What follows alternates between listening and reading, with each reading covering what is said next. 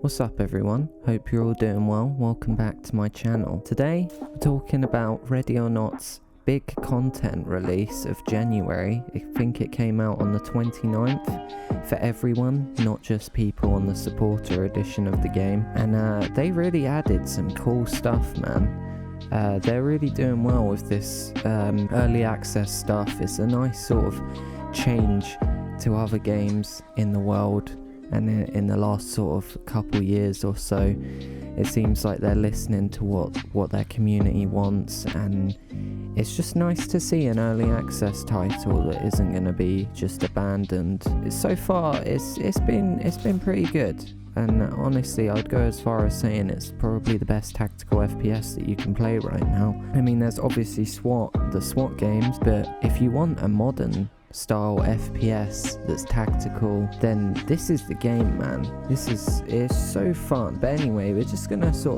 I've taken some notes here, and we're just gonna sort of go into not everything because this would be a 15-hour long video, but I just want to go over a few things that they added and a few things that they changed and stuff like that. So if you did like this one and you feel like sticking around, you can hit that subscribe button, and if you want to like the video if you enjoyed it, dislike if you didn't, be muchly appreciated. So yeah, so the update came out on the 29th for absolutely everyone. So for the first few weeks, I think it was available for people that paid the extra money to have the supporter edition for the game, and there's a bit of controversy here and there, like people are like getting annoyed about the fact that, you know, you pay more money and you get to experience this new content earlier. In my opinion, I don't really mind. At the end of the day, we all get to experience the new content eventually, even if we have to wait longer. If you don't have the supporter edition, it's just like a little bit of extra if you do own that. To be completely honest as well, I feel like those of us that don't have that version, the longer time that we have to wait to be able to play that new content, it's probably going to be better and more tweaked and fixed anyway, right? The supporter edition, it's almost like the lab rat, I guess. They get to test the stuff and make sure it's not broken and all of that, and then we get the actual content drop and everything's all good basically. Well, that's as far as I can tell, at least. Just go into the first point that I have, and they added 3 new test maps, which are Valley, Fast Food and Penthouse. And Penthouse is the gameplay that you should be seeing on screen right now.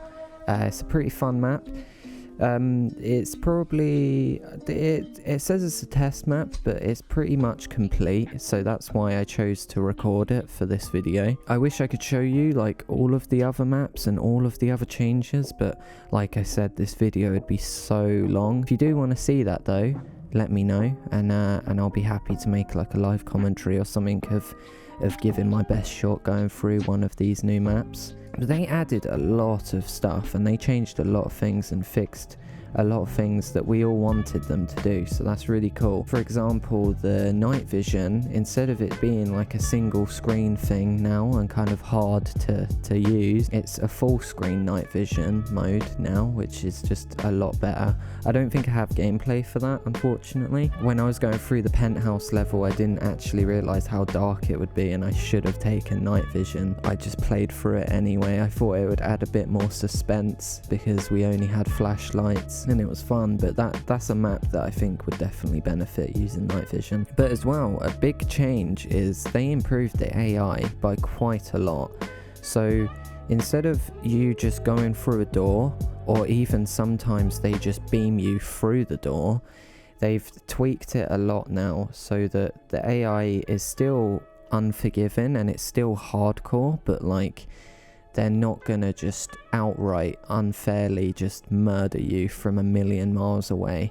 They're not gonna shoot you through doors unless they obviously can hear you. But there's also like, they investigate traps, they react to gunshots, and there's an accuracy penalty for the first 3 bullets. So as soon as you enter a room, you're not going to get instantly capped in the head and like ruin your run through, which was a little frustrating when that happened occasionally. Yeah, it's a bit more, slightly more forgiving now with that. You get away with a bit more, and I think it's a good change, but it doesn't make the game too easy. It's still pretty difficult. I was trying to record the video originally on the new parts of the hotel map that it was just kicking my ass, man. There's so many like rooms and doors and just enemies that can be anywhere. They added some weapons, but first off, before we get to that,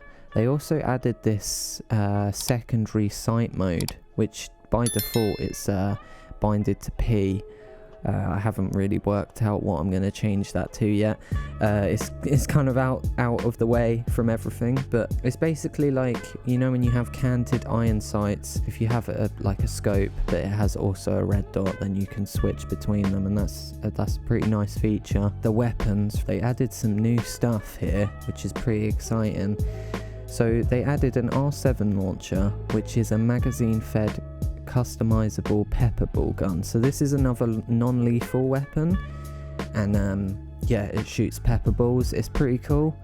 It kind of looks like an M4 or something, but it's a non-lethal option if you want to go through that. And then they added an MK16, which is a reliably accurate 5.56 assault rifle. They also updated some of the weapon models and some of the different optics and stuff like that. They added a new pistol as well. That should be in the gameplay somewhere as well. One of the biggest changes that I noticed, they added different voices for the main TOC voice, commander guy, and they also changed the female voices. Everyone was getting kind of sick of those. They were a bit cheesy and a bit stupid, but they changed them now. They're quite improved. I like them a lot more now.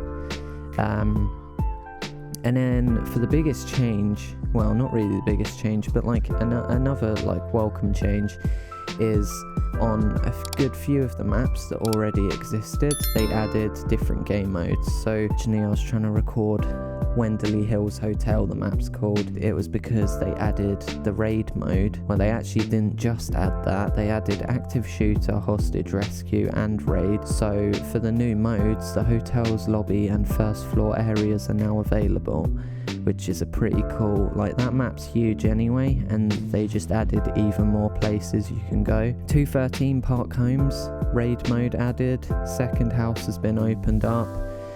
They added some destructible lights, some sound effects for the TV and stuff like that, and the sewers. And then Caesar's car dealership, they added bomb threat, gas station, they added some stuff here and there. Port Hoken, they added bomb threat. So on the existing maps, they added some of the existing game modes that we have, but those maps didn't have them originally.